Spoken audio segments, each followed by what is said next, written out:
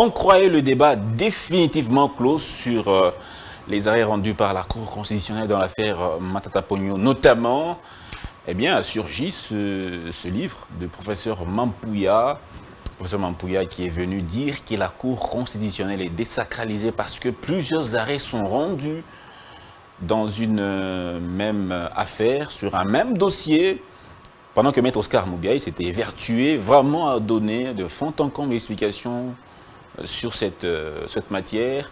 Eh bien, il va également revenir pour expliciter encore une fois la question, parce que le professeur Mampouya vient de publier un ouvrage qui va conforter la position du professeur Nyabirungu, avocat de M. Matata, qui avait donc justifié la position prise par le premier arrêt de du juge Dieudonné Kalouba.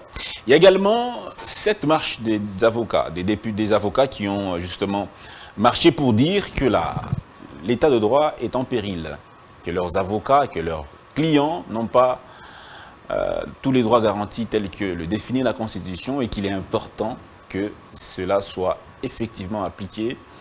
Bien, Maître Oscar Moubiaï va essayer également d'en parler parce que même le chef de l'État s'est exprimé à ce propos. Pour lui, la justice est en train de tuer le pays. Alors, si la justice tue le pays, comment? Est-ce que nous sommes bel et bien dans un état de droit? Voilà, Maître Oscar Moubiaï va essayer d'expliciter sous cette question. Enfin, nous allons donc clore par différentes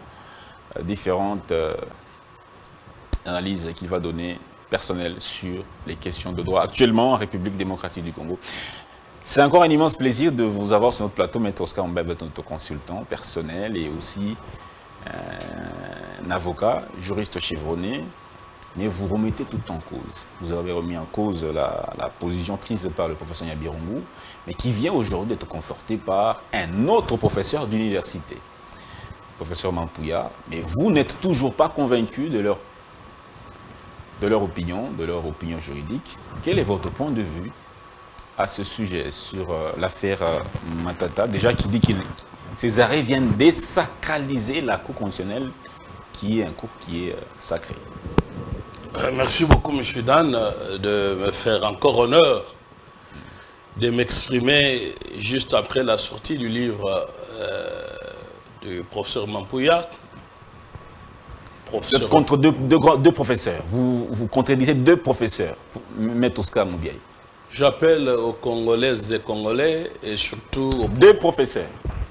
J'en appelle aux Congolaises et Congolais, surtout au pouvoir public, de veiller, parce que l'enseignement relève, n'est-ce pas, de l'État, pour pouvoir éduquer une nation, et aux étudiants de ces professeurs, parce que les étudiants doivent avoir un esprit libre.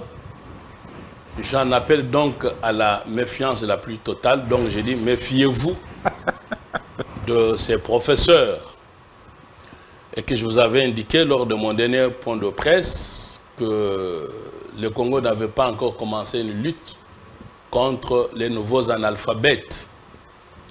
Et je vous indiquais qu'il y a des nouveaux analphabètes, ce sont des intellectuels, certes, mais qui, depuis qu'ils ont fini leurs études, ils ne lisent plus.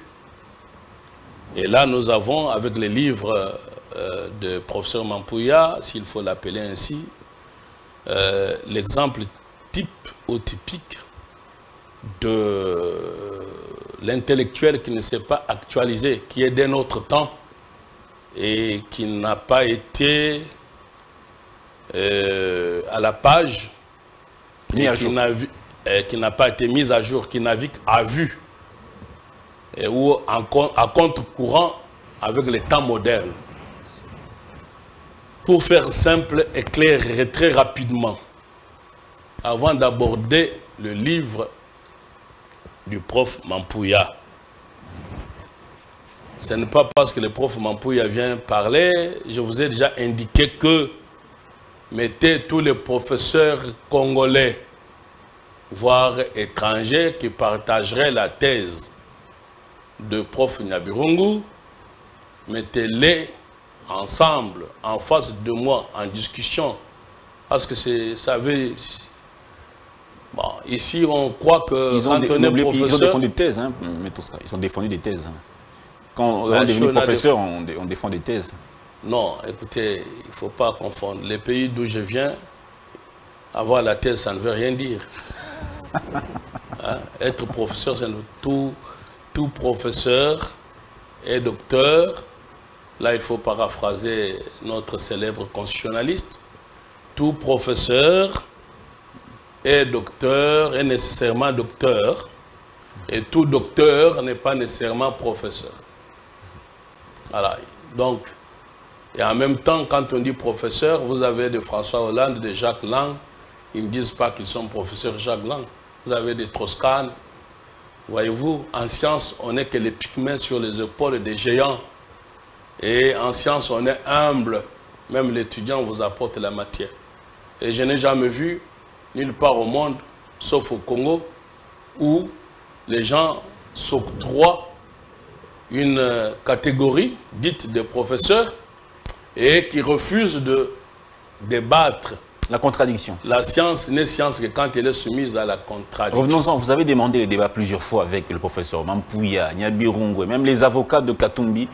Mais personne n'ose venir vous confronter. Prenez ces professeurs avec leurs étudiants, tous ensemble, tous devant les micros. Vous dites que vous autres journalistes, on ouvre les débats le matin, quand le soleil se lève, avant qu'il ne se couche. Vous êtes convaincu que vous aurez raison, du point de vue du droit. Si on les appelait tous... Ce n'est pas moi. Écoutez, monsieur. La science aura raison. Voilà la thèse que défend Nyabirungu, soutenue par ses collègues, par la puissance d'argent. Vous savez que ces gens-là, quand ils communiquent dans certaines chaînes, n'est-ce pas, ça coûte énormément cher. Et l'on sait qu'un professeur congolais est mal payé. Il ne peut pas dépenser tout son salaire ou plus de son salaire pour s'exprimer. Vous avez des chaînes où il faut, dans les 3 000, 5 000, 10 000 $, où il trouve l'argent pour payer ces chaînes-là. Ça, c'est un problème de trafic. Or, la science ne se trafique pas. Donc, ça prouve qu'il y a quelqu'un qui payerait pour ces professeurs de s'exprimer, selon vous. Mais sans doute, ce sont des gens qui sont nourris au mamelles de leurs clients, dont ils viennent défendre la thèse et en désespoir des causes. On y reviendra, mais le pauvre Mampouya, je n'ai pas souvenance qu'il est avocat de M. Matata Ponyo. À moins que je... Bon, écoutez, là n'est pas le débat. Le débat, il est celui-ci. Tout en vous disant tout de suite qu'on va revenir au livre de professeur Mampouya qui ne repose sur aucun fondement scientifique. Et qui est un livre... Donc vous dites aucun fondement scientifique. Quand vous dites aucun fondement, ça dit zéro fondement. Aucun fondement scientifique. Expliquez-vous. Et on serait ailleurs, il aurait été chassé. Avant d'y revenir, je vais vous le démontrer. Chassé de la profession de... Chassé des milieux scientifiques, le livre interdit parce que c'était un produit toxique. Un livre interdit? Oui. C'est toxique? Oui, c'est un produit toxique. Et vous savez que c'est comme les médicaments. Quand vous êtes assez fort, maître. Vous savez, à l'époque de Socrate, vous aviez des sophistes qui prêchaient sous les arbres et qui profanaient le savoir. Et ces gens-là, les livres, ce n'est pas aujourd'hui différent qu'un produit pharmaceutique. Et que quand vous allez le mettre, parce que voilà, ce monsieur, il enseigne nos enfants. Il va leur enseigner quoi? Il est professeur émérite, professeur ordinaire émérite. C'est-à-dire qu'il a du parcours. Bon, les titres ne nous intéressent pas. Ce qui nous intéresse, c'est ce qu'il a affirmé. Vous savez, du temps de Galilée, toute la société disait le contraire, que je pense que le soleil tournait autour de la Terre, n'est-ce pas? Alors que c'était l'inverse. Et comme si c'était sous les temps de puissants, les religieux, comme on en trouve aujourd'hui, qui imposent leur opinion. Et ils ont ordonné qu'on puisse pendre Galilée parce qu'ils contredisaient leur thèse. Et au jour de sa pendaison, vous connaissez ses derniers mots. Il s'est incliné, il a regardé la terre Il a dit pourtant elle tourne. C'était l'évidence. Quand on est scientifique, on ne doit pas travestir l'idée. On ne va pas venir commencer à discuter face à l'évidence. L'évidence ici, elle est celle-ci. Que dans aucun pays au monde, il n'y a pas de voleurs sans juge. Et vous avez des professeurs qui viennent vous dire qu'au Congo, on peut avoir des gens présumés, parce qu'ils ne sont pas encore condamnés, mais des gens dont on a des soupçons sûrs qu'ils ont volé. Et vous allez dire que ces gens-là manquent de juges. Et ces gens-là, c'est qui? Ils ne sont pas nombreux.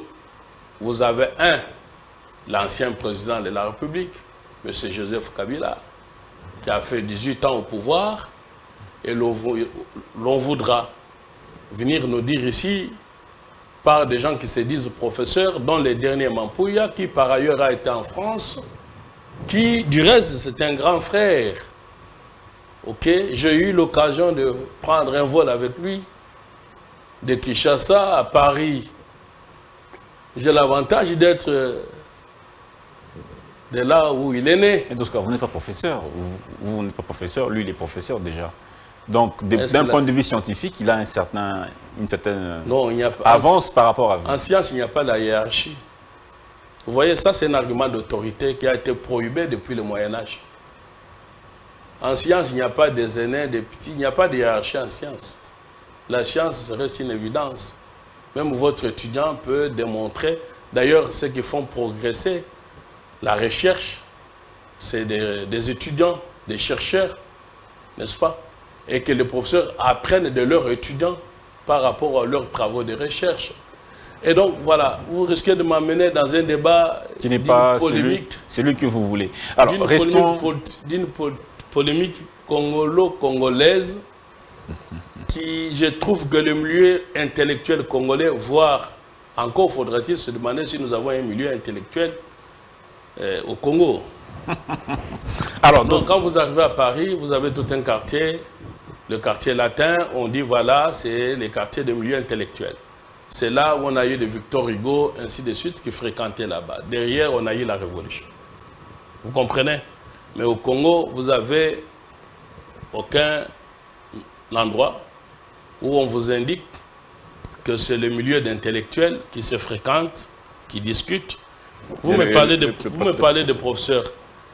Bon, moi, je participe à des colloques où on réunit tous les constitutionnalistes du monde, sauf évidemment les Congolais, je n'en vois pas là-bas, hein, pour venir échanger sur l'évolution du droit. Je crois que le professeur Mampouya a eu été invité dans de ces collègues-là, il aurait compris qu'il est largement hors temps. Je vais y revenir. Et donc, à ce moment-là, on discute avec des professeurs qui sont simples, hein, Del Perret, par exemple, en Belgique. Hein, je ne peux pas continuer à citer tout le monde en Europe. On discute avec ces gens-là. Et vous les trouvez qu'ils sont simples, autour du café, on échange les idées, ils apprennent, ils disent, mais au Congo, comment ça se passe? Bon. Alors, ici, pour revenir à votre question, qui est simple et claire, et que je suis fatigué, vous me poussez à être comme eux. Moi, je n'adore pas, mais je viens ici devant vous pour l'intérêt de notre jeunesse qui est aujourd'hui égarée par ceux-là qui sont censés l'orienter. Vous savez que sous Socrate, ces gens comme ça, on le pendait parce qu'on parlait de la perversion des mœurs.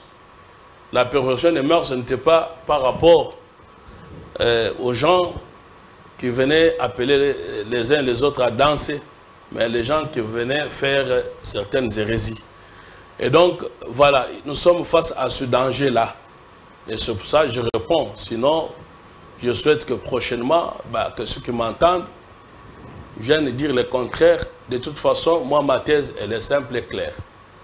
Elle est simple en ce que tout le monde qui soutient Matata Ponyo pour dire que ce monsieur est d'une race rare et qu'il serait protégé. Pour soutenir que quand on est ancien Premier ministre, l'on n'a pas de juge. J'ai dit ça, c'est faux. Vous comprenez? Oui, je vous ai démontré la fois dernière dans mon point de presse que cela était faux doublement parce que ça manquait de logique. Simple, hein? Simple logique. Ataba mama zando. Mtoyibi, albi bon, alana juge te. Omoni, il y a la logique te. Ata ogeko tangate. Bon, ça c'est ce qu'on appelle la logique simple. Maintenant, après, deuxièmement, c'est privé de fondements scientifiques. Tenez, l'on vous dit ceci, que l'article 164, oui. 163, l'article 164 vous dit que la Cour constitutionnelle est le juge pénal du Premier ministre et du président de la République. Nabirung viendra vous dire que mais nulle part on a dit de l'ancien. Et donc pour vous dire que l'ancien Premier ministre peut voler, mais on ne peut pas le juger. Ça manque de logique. Ça choque. Si vous n'êtes pas choqué, si vous n'êtes pas indigné, que les gens qui nous dirigent puissent voler, mais moi j'en suis indigné et j'en appelle à mes compatriotes de s'indigner. D'où je lance les cris « Indignez-vous ».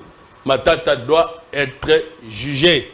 Vous avez un problème personnel comme lui, un problème personnel contre Matata? Non, ce n'est pas un problème personnel. C'est comme les rois qui étaient dictateurs avant la révolution bien connue de M. professeur Mampouya.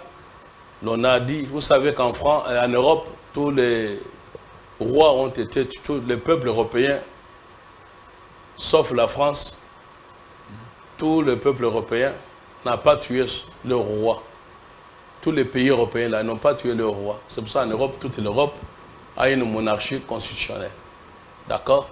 Les rois qui étaient le roi absolu, finalement, ce qui était une monarchie absolue, c'est devenu une monarchie constitutionnelle. Tous les pays de l'Europe, sauf la France. La France a décidé de tuer son roi. Et les philosophes ont dit, cet homme doit vivre ou mourir. Parce qu'il était dictateur pour le mal qu'il avait fait à la France. Pour le mal que Matata doit avoir fait au Congo. Pour détournement d'argent, cet homme doit être jugé. Si je dis ça, je ne vois pas une autre logique qui pourra, au nom de sacro-principe scientifique, malheureusement l'espèce faux, qui viendrait me contredire. Monsieur, mais le professeur Mampouya dit que ce qui désacralise la Cour constitutionnelle, c'est le fait que dans une même affaire, la Cour se prononce plusieurs fois. C'est ça qui désacralise la Cour constitutionnelle. Il se fonde sous l'article 168 de la Constitution, sur l'irrévocabilité des arrêts de la Cour constitutionnelle. C'est ça ce qui est inepte. Et on ne peut pas avoir un professeur qui tient ce raisonnement inepte. L'ineptie tient à quoi? Mais Tosca, vous êtes très dur avec le professeur Mampouya. Pas avec le professeur Mampouya. Avec tout le monde qui soutient des choses qui ne... Alors, mais il faut être dur avec ceux qui pensent connaître alors qu'ils ne connaissent pas. Mais le prof Mampouya ne connaît pas. Vous connaissez les philosophes qui disaient tout ce que je sais que je ne sais rien. Comprenez? C'est ça le début de la sagesse. Quand on ne connaît pas, on se tait. Le professeur Mampouya, d'abord, n'a pas à s'exprimer scientifiquement parlant dans le domaine qui n'est pas le sien. Il est professeur émérite. Non, mais dans quelle discipline? Permettez que je lise un peu ça. Oui, allez-y, allez-y. Auguste Mampouya Kanou Kachabou, professeur ordinaire émérite, ancien juge ad hoc à la Cour internationale de justice. Ça lui convient. Continuez. Voilà, là, c'est à la Cour internationale. Vous savez pourquoi il était à la Cour internationale? Parce qu'il a fait du droit public international. Mampouya Kanunga est connu scientifiquement comme un internationaliste. Or, ici, nous sommes face au problème du droit interne. C'est pour cela qu'il transpose le droit international en droit interne et d'où la confusion qu'il entretient. Je vous le démontrerai plus loin. Mais dans ce que vous venez de dire, par rapport à tout ça, c'est l'article 168 de la Constitution, qui est la copie conforme de l'article 62 de la Constitution française. Parce que vous parlez de gens qui nous ont écrit ce que nous appelons Constitution, que je considère comme un acte de trahison de notre pays, la fameuse Constitution de 2006. Vous demandez qu'on puisse la respecter quand même. Oui, mais je suis celui-là qui, avec Bossembe, vous le savez, Bossembe m'appelait géniteur de la 4e République. Donc, maintenant, à 6 mois, on ne va pas réviser la Constitution, mais quand on a créé depuis longtemps, on aurait modifié cette Constitution. Je souhaite que le président de la République inscrive dans son programme, au moins lui, il a un programme, parce que ceux qui veulent venir vous dire qu'ils ont des programmes et qu'ils veulent les élections, je trouve que ce sont des aventures. Vous avez suivi Olivier Kamita, ça c'est politique. Parole. Ça c'est politique. Non, ce n'est pas le politique. Les droits constitutionnels, c'est les droits politiques. Quand vous dites que... Donc quand je dis là, c'est les élections. Nous sommes à 6 mois d'élections. Moi, je suis publiciste, cher ami. Nous sommes à 6 mois d'élections. Vous me parlez d'un état de droit. Mais qu'est-ce qui caractérise un état de droit? Parce que votre thèse du départ, vous m'invitez la loi pour dire que je suis le seul. C'est ça l'état de droit. S'il vous plaît. Vous m'invitez pour venir dire que quoi? Je suis le seul à croire encore à l'état de droit par rapport à mon association, l'état de droit en marche, alors que plus personne, voire même les chefs de l'État, ne croient plus en l'état de droit. Bon, c'est ça notre discussion. Vous m'invitez pour dire ça. Moi, j'ai dit, comme Mampouya le dit dans son livre, je dois être le dernier naïf à croire à l'état de droit. Parce que si nous ne croyons plus à l'état de droit, c'est pour qu'on rentre où? À la dictature. Ce n'est pas possible de faire marche en arrière et choisir la dictature. L'état de droit de fait ou réellement l'état de droit? Bon, moi je considère que, contrairement à ce que le chef de l'État dit, vous savez, le chef de l'État, quand il s'exprime, vous dites, bon, il a dit, quand il a dit, bon, il ne croit pas à la justice, il exprime ses sentiments, tous vous dites, la justice n'existe pas. Mais quand il vous dit, croyez à la gratuité de l'enseignement, vous dites, non, il n'a pas réussi ça. Pourquoi vous ne dites pas qu'il a cru à la gratuité de l'enseignement et vous croyez en lui? Autant que, alors le chef de l'État est une institution, nous sommes dans un pays où il y a la séparation des pouvoirs. Lui, il est l'exécutif. Quel est le rôle de l'exécutif? C'est de définir la politique. Et l'exécutif définit, par exemple, la politique pénale, n'est-ce pas, de notre nation. Et la politique pénale, l'on prend un mot simplement pour le cas de Matata. On vous dit quoi? Que celui qui a volé soit arrêté. Cela est inscrit dans la Constitution, dans l'exposé des motifs, au point 6. C'est ce que l'on appelle la lutte contre l'impunité. Et les chefs de l'État mettent tout en œuvre pour lutter contre l'impunité. Je vous ai déjà indiqué, c'est pour ça que je cru en état de droit. Parce que vous voulez bien prendre les chefs de l'État au mot sans comprendre ce qu'il a pu dire et ce qu'il veut. Alors, moi je cru en état de droit parce que je crois que depuis que M. Tshisekedi est arrivé au pouvoir, nous avons l'occasion historique de notre histoire politique congolaise. C'est pour ça que quand moi je parle, vous me dites, mais c'est la politique. Non, mais on ne peut pas parler du droit constitutionnel sans parler de la politique, parce que le droit constitutionnel vient encadrer la vie politique. Et donc, depuis l'indépendance, j'ai dit, nos pères avaient trahi notre indépendance. On a vu Lumumba tué. Après ça, nous avons l'occasion maintenant d'avoir l'alternance. Ça signifie quoi l'alternance? Ça signifie simplement l'état de droit pour lequel nous avons eu beaucoup de morts, de martyrs, et pour lequel l'UDPS qui est au pouvoir aujourd'hui a lutté pendant 37 ans, et concluant la lutte de Etienne Tshisekedi, ce n'est pas pour rien qu'on l'appelait Moïse, qui n'a pas pu entrer dans la terre promise, et qui voit son fils tant politique que biologique nous amener aujourd'hui dans la terre promise qui est l'état des droits. Maintenant, si vous commencez à dire que l'état des droits n'existe pas, vous voulez qu'on aille où? Qu'on retourne à la dictature? Non. Et qu'on puisse avoir une destinée d'un pays sans boussole, parce que nous devons tendre vers l'état des droits. Mais ne souhaitez pas que l'état des droits puisse naître tout de suite. Les pays que vous enviez n'ont pas pu atteindre la démocratie tout de suite. Quand vous avez la France, vous avez la Troisième République, tout ça, l'évolution des institutions, c'est le fruit de l'histoire. Et notre histoire, écrivons-la maintenant. Mais en étant du bon côté de l'histoire, avec le chef de l'État actuel, qui est le premier issu de l'alternance politique.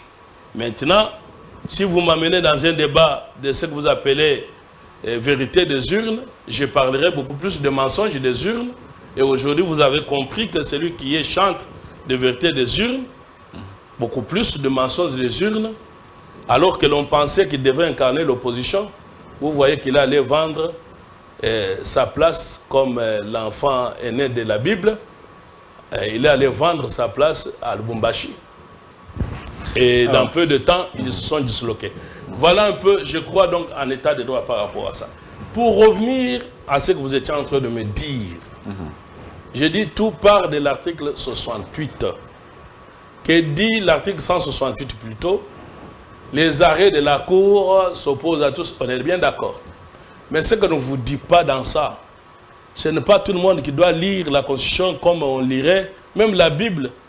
Du temps, moi j'ai fait les séminaires. En notre temps, la Bible, c'est les prêtres qui l'interprétaient pour les gens. Vous comprenez pourquoi Mobutu avait interdit les églises qu'on avait appelées de Bizambi. Alors, vous prenez, vous êtes journaliste, vous prenez la Constitution, l'article 168, et vous en donnez la lecture comme professeur Nyabirungu et Mampouya en donnent. Ça, c'est une traduction littérale qui ne traduit pas ce que cet article dit. Je vous disais tout à l'heure que cet article était la copie conforme de l'article 62 de la Constitution française. Et quand on fait la dissertation pour les étudiants sur cet article, on vous dit que c'est un article apparemment facile, mais complexe. Voilà la complexité. Quand on dit ça, quelles sont les conditions pour que cet article-là s'applique? C'est ce qu'ils ne vous disent pas. Dire que les décisions de la Cour constitutionnelle sont opposables à tous, oui, c'est vrai. Non susceptibles de recours, oui, c'est vrai. Mais à quelles conditions? 3 conditions. C'est ce qu'on appelle la triptyque. Il faut qu'il s'agisse de même cause, même objet et même partie. Ça veut dire, l'on parle de l'autorité de la chose jugée. Qu'est-ce qu'on entend par l'autorité de la chose jugée? Pour comprendre ça vite, c'est le corollaire du principe qu'on dit non bis in idem. Ça veut dire on ne vient pas 2 fois sur la même chose. Tous les Congolais savent aujourd'hui le principe qu'on ne revient, même les constitutionnalistes qui sont arrivés au droit au soir de leur vie, qui entourent parfois certains politiciens et qui sont devenus curieusement professeurs, ils répètent ça. Mais ils répètent ça peut-être parce que certains proviennent des milieux musicaux. Vous savez, les musiciens, ils ont la volubilité. Parler vite comme Sangra de Conta pour convaincre. Non, ce n'est pas la volubilité des mots, ce n'est pas les biceps. Non, ici, on prouve scientifiquement. Donc, retenez, tout le monde dit, on ne revient pas 2 fois sur la même chose. C'est ça les conséquences de l'article 168.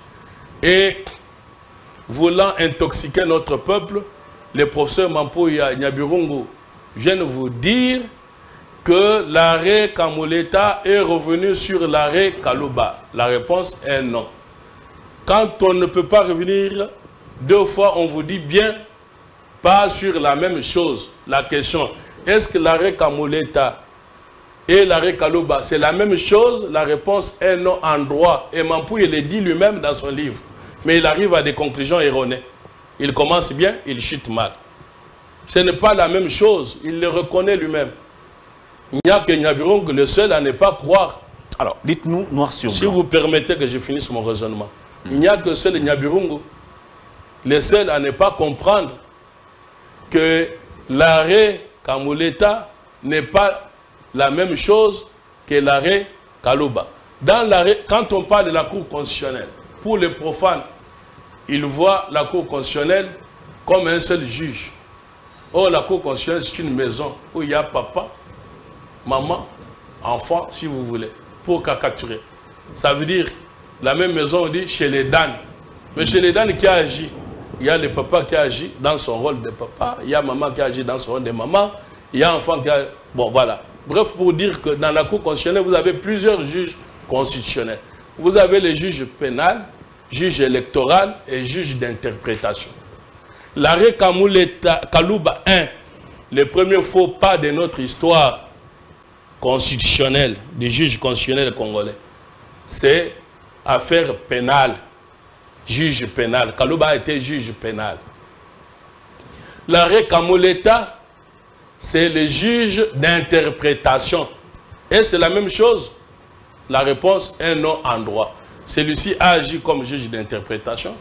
L'autre a agi comme juge pénal. Ce n'est pas la même cause. Ce n'est pas la même chose. La preuve, dans l'arrêt Kalouba, on dit RP 0001 du 15 novembre.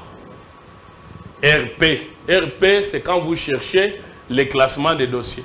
Donc, si vous arrivez à la Cour constitutionnelle pour chercher l'arrêt Kalouba, vous allez au greffe pénal.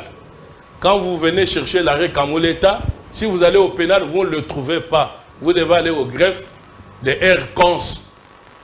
C'est clair, quand même, ça c'est important pour nos étudiants, dont on dit qu'ils ne savent plus où donner la tête. Mais dans vos mensonges, ils ne savent plus parce que vous leur avez répété de mensonges. Donc, à partir de là, qu'est-ce qu'il faut qu'on retienne? Et j'en ai fini par là.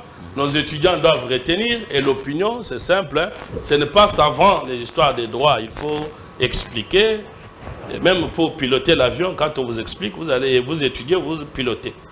Donc, c'est dire que l'article 168 interdit, oui, qu'on ne peut pas revenir deux fois sur la même chose. On a bien dit la même chose, souligner la même chose, pour maintenant répondre à Mampouya et Nyabirungu que l'arrêt Kamuleta et l'arrêt Kalouba, ce n'est pas la même chose parce qu'ici, il s'agit du pénal, là-bas, il s'agit de l'interprétation. L'un est RP, l'autre est R-Cons. Donc, vous comprenez que ce n'est pas la même chose. 1. 2. Quand on parle des décisions sur lesquelles on ne doit plus revenir, il doit s'agir des décisions de fond. Les décisions de fond, c'est ce qui tranche les litiges. Le fond, c'est de dire, est-ce que Matata a volé ou il n'a pas volé? Et le juge répond.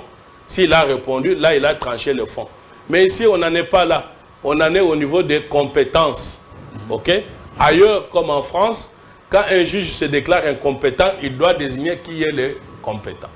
Mais au Congo, on vous dit, Kalouba s'est déclaré incompétent, donc il n'y a plus de juge. Et donc, le Matata reste libre. Ça, c'est dangereux. Vous ne comprenez pas que ce n'est pas sérieux. Donc, voilà. Maintenant, quand j'ai fini ça, définitivement, j'ai fini pour dire que deux choses. La première, que c'est que nous allons aborder ça quand nous allons arriver au livre de M. Matata, parce que M. Matata n'a pas retenu, et contrairement à ce qu'il dit, il y a ce qu'on appelle le bloc de constitutionnalité. C'est quoi le bloc de constitutionnalité? Ce sont des normes supérieures sur base desquelles on examine la conformité. Parce que selon la logique de Kelsen, l'auteur qui a écrit ça, il a conçu la hiérarchie des normes au sens pyramidal. Vous commencez par la norme supérieure, la Constitution. Vous avez la loi, les règlements. Donc, tout ça, pour que ça soit valable ou légal, ça doit être conforme à la Constitution. Une loi qui n'est pas conforme à la Constitution n'est pas valable. Donc, tout doit être conforme à la Constitution. Et donc, pour dire qu'il y a légalité ou pas légalité, on doit examiner, ou constitutionnel ou pas constitutionnel, parce que tout le monde est devenu spécialiste de l'inconstitutionnalité au Congo, ce qui pose vrai problème. En même temps que je vous réponds, en même temps, je suis en train de proposer des réformes sur notre système juridique qui est dévoyé. Bon, voilà. Et l'article 162 de notre Constitution permet aujourd'hui que toute personne puisse saisir la Cour constitutionnelle. À l'époque, dans notre constitution, c'est oui, mais d'autres constitutions, ce n'était pas ouvert. Comme en France, ce n'était pas ouvert. Au fait, comme nous copions mal. Alors, comme la France a ouvert ça, notre constitution venant imitant celle française a aussi ouvert.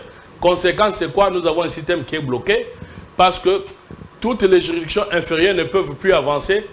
Il suffit qu'une personne qui a volé, quand il arrive, son premier réflexe, c'est de dire « Vous ne pouvez pas me juger, je vais à la Cour constitutionnelle, exception de constitutionnalité. » Conséquence, l'affaire va traîner. C'est devenu pour une histoire de malin. Bon, il faut corriger de ce côté-là. Donc, en clair, j'étais en train de vous démontrer qu'il y a ce qu'on appelle bloc de constitutionnalité. Chez nous, nous avons ce qu'on appelle la Constitution. Tout doit être conforme à la Constitution. Mais en France, ce n'est pas seulement la Constitution. Vous avez ce qu'on appelle le bloc de constitutionnalité qui constitue un corpus des lois. Vous avez le préambule de la Constitution de 58 elle-même, comme nos préambules ici. Vous avez le préambule de 46. Vous avez les principes reconnus par les lois, tout ça, et vous avez les objectifs constitutionnels. Bref, il y a tout un bloc. Mais au Congo, nous n'avons pas un bloc, on n'a que la Constitution. Alors, mais quand on réfléchit maintenant pour entrer dedans, vous avez ce qu'on appelle objectif constitutionnel. Et quand vous prenez notre exposé des motifs, nous avons un objectif constitutionnel qui dit que notre objectif aujourd'hui au Congo, c'est de lutter contre l'impunité, ce qui est l'état des droits. Et donc, vous comprenez, quand vous prenez une loi qui contredit l'objectif constitutionnel, cette loi est anticonstitutionnelle, ne s'applique pas. Quand vous prenez l'article 164, selon Mampouye et Kotre Nyabirungo, pour dire que cet article-là est en train de dire que l'ancien Premier ministre ne peut pas être jugé, cela contredit l'objectif constitutionnel qui est la lutte contre l'impunité. Quand vous dites que Kabila peut voler, se reposer en paix, et qui c'est l'autre ici, Matata peut voler, aller se réfugier chez lui et se protéger avec ses frères pour dire que peuple aboy naya Samba. Vous voyez un peu où nous sommes en train d'aller dans quelle dérive.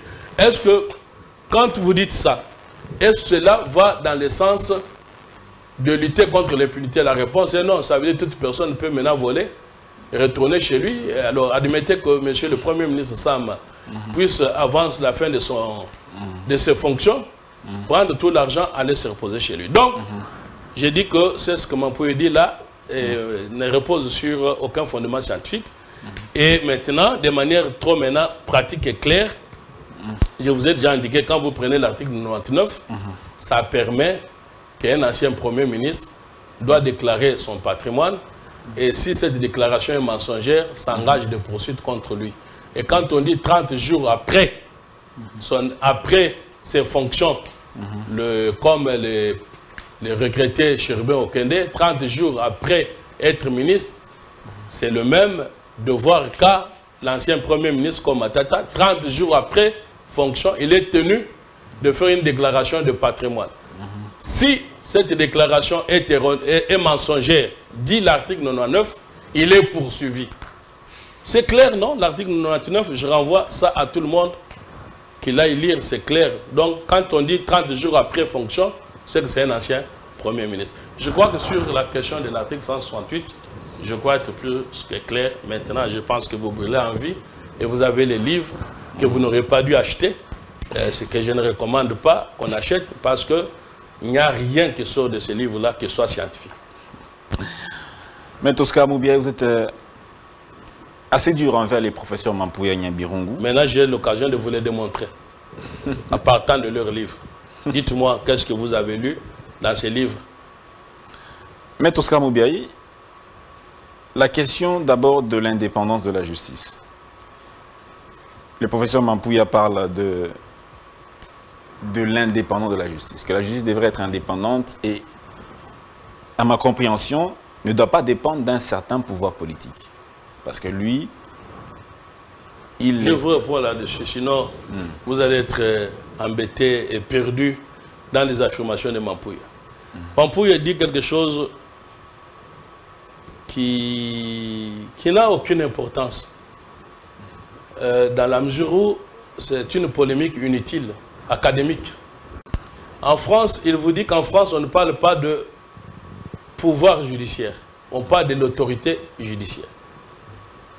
Alors, en France, si l'on conteste que la justice soit appelée pouvoir judiciaire, c'est parce que l'on considère que parler de pouvoir, on ne peut parler du pouvoir que quand on a le mandat du peuple. Parce que tout pouvoir émane du peuple. Or, les juges ne sont pas élus. C'est comme ça dans notre système, comme dans le système américain, il y a des élections pour les juges, hein, pour certains juges. Mais en France, les juges ne sont pas élus, ils sont nommés. Et donc, on ne peut pas parler de pouvoir pour une personne qui a été nommée. Vous comprenez? Mais maintenant, quelle est la conséquence que Mampouy veut en tirer de manière concrète scientifiquement? Est-ce que Mampouy veut venir nous dire ici que, puisque notre constitution, à son article 149, consacre l'indépendance du pouvoir judiciaire, et qu'en France, où l'on parle de l'autorité judiciaire, et il dit qu'en France, on consacre un peu d'articles à l'indépendance du pouvoir judiciaire, alors qu'au Congo, tout est dit. Est-ce qu'il veut nous dire que le Congo, la justice est plus indépendante qu'en France? La réponse est non.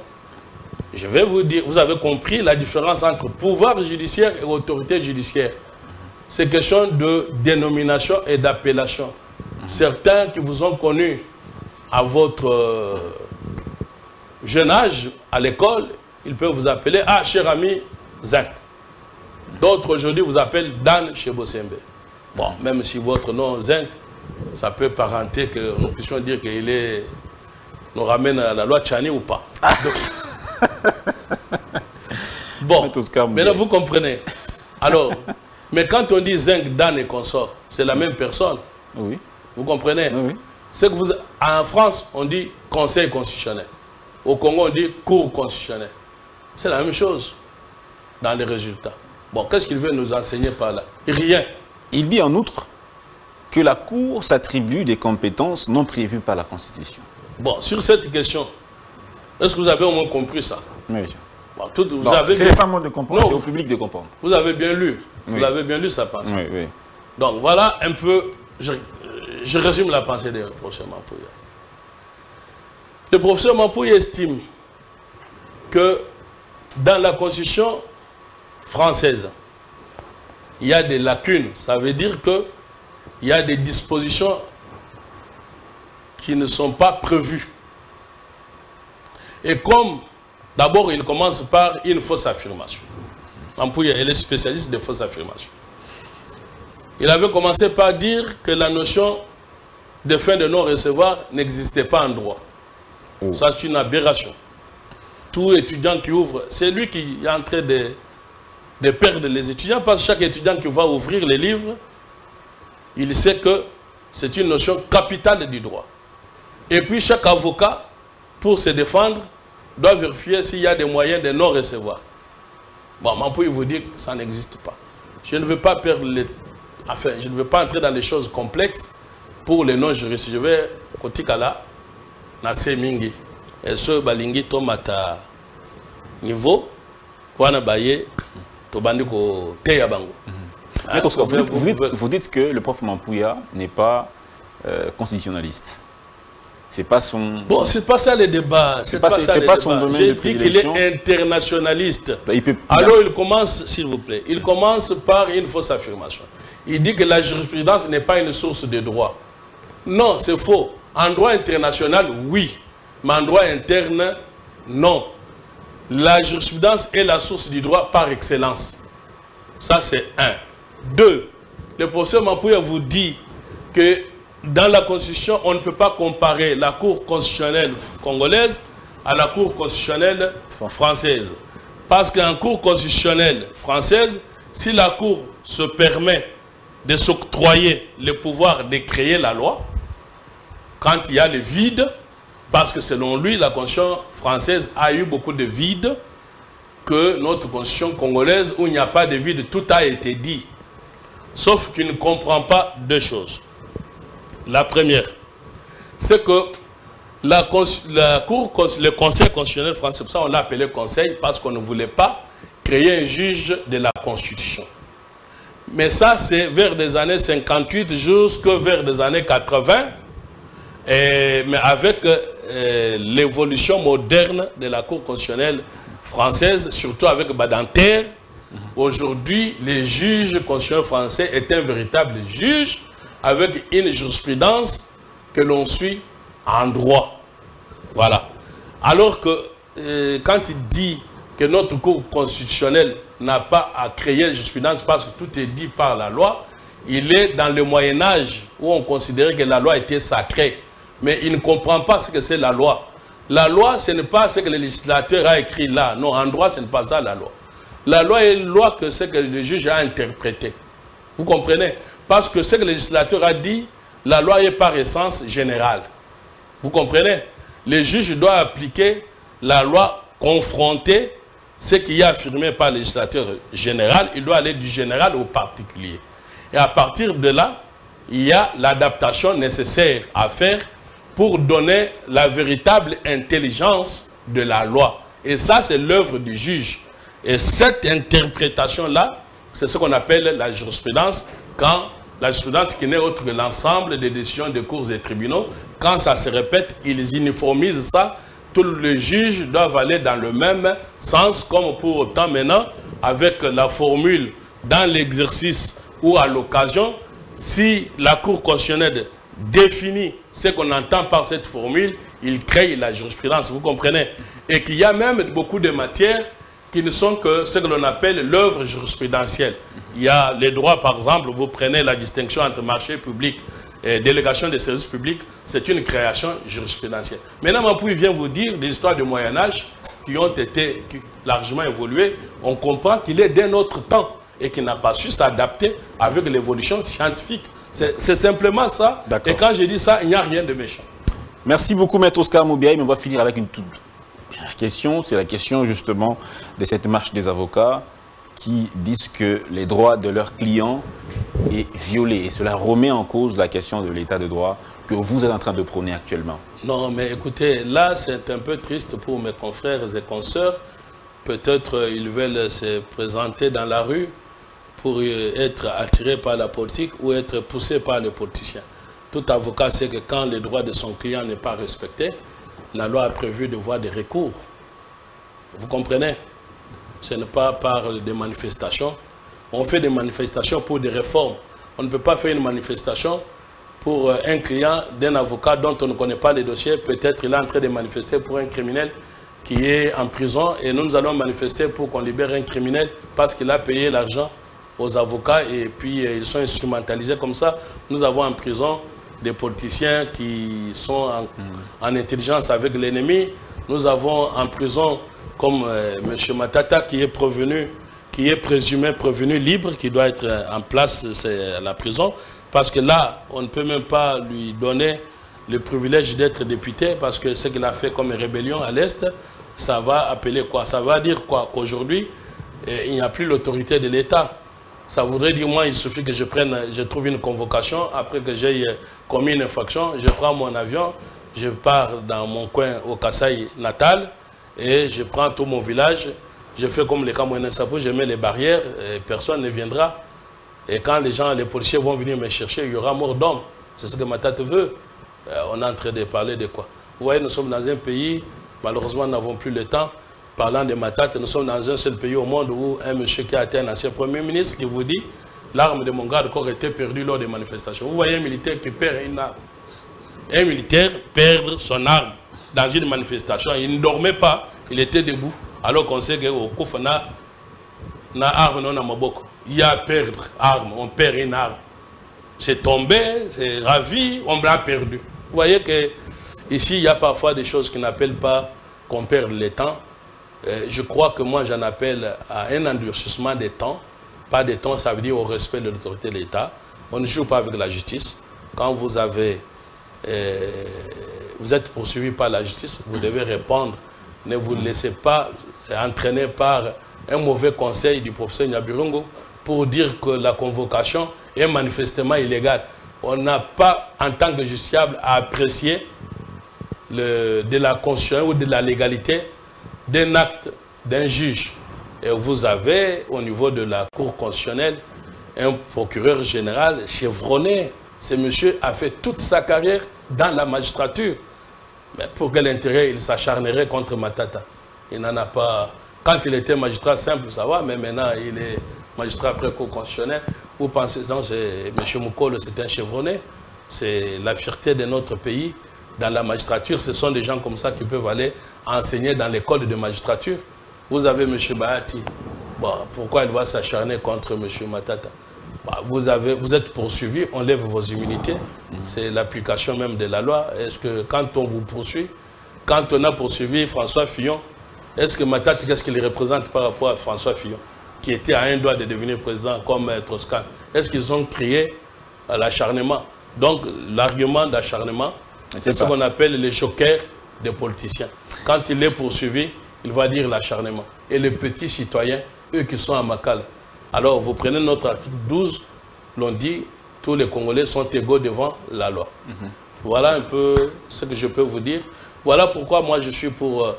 j'en appelle à ce qu'il y ait contrôle au niveau de nos prisons pour que les jeunes gens qui croupissent parfois pour rien en détention parce qu'ils n'ont pas de moyens que leur dossier soit suivi, qu'il y ait de contrôle parce qu'il y en a déjà par le parquet, mais j'en appelle beaucoup plus à qu'on active les leviers très importants de notre justice, qui est les services de l'inspectorat judiciaire, appelés à contrôler, comme Mme Mutombo l'a dit, la ministre de la Justice, appelés à devenir pratiquement les contrôleurs ou les gendarmes des juges, et puis à contrôler des prisons. Et on ne peut pas aujourd'hui se complaire. Bon, le chef de l'État dit ce qu'il a dit. Lui, il est de l'exécutif. C'est une institution séparée du pouvoir judiciaire. Il estime quand il met en place des réformes de politique, il trouve que le juge, par exemple, il a dit arrêtez tout le monde qui vient faire les trafics d'influence. Arrêtez tout le monde, même mes enfants qui commettent l'infraction. Mais il constate que les juges n'appliquent pas ça. À ce moment-là, il a le regret qu'on n'applique pas sa politique pour que nous soyons véritablement dans un état de droit. Mais maintenant, on ne peut pas en profiter pour dire que le chef de l'État a dit ben, écoutez, la justice n'existe pas, est-ce que c'est ça le raisonnement? Voilà, je crois que je vous ai répondu. J'insiste beaucoup plus que vous puissiez me faire venir les savants que vous dites. Si on est savant, on doit être humble, on doit discuter avec les profanes que je suis pour qu'on puisse leur apprendre des choses. Merci beaucoup, Maître Oscar Moubiaï. Merci à vous aussi, chers téléspectateurs. Eh bien, Maître Oscar Moubiaï dit que la science doit normalement se discuter. Personne n'a le monopole de la connaissance. Il invite donc ces professeurs qui sont en train de s'exprimer sur cette question, qui sont en charge de ce dossier. Même leurs étudiants, hein, même leurs élèves. J'en ai vu un autre là, votre collègue, un certain monsieur. Pius Romain Roland. Oui, qui s'est dit qu'il est devenu étudiant... En droit. Non, professeur même. Professeur de droit. Oh, ouais, comme il a appris des mampouilles. Bah, si son maître ne peut pas venir, que lui vienne, on va lui dire que son maître l'a menti. Merci beaucoup. Nous espérons que cette émission sera largement diffusée et que ceux qui ont publié cet ouvrage, on n'en fait pas la publicité, hein, on veut juste dire que, professeur Mampouya, votre document ici, inaccepté par Maître Oscar Moubiaï, sa vérité scientifique est remise en cause. Merci beaucoup de nous avoir suivis. Merci beaucoup, Maître Oscar. Merci, chers téléspectateurs. C'est toujours un immense plaisir. On espère très très bientôt retrouver une nouvelle fois Maître Oscar Moubiaï dans un autre numéro. Pourquoi pas avec dans un débat avec ces deux contradicteurs. Portez-vous bien, à la prochaine, toujours sur votre chaîne Congo Buzz TV.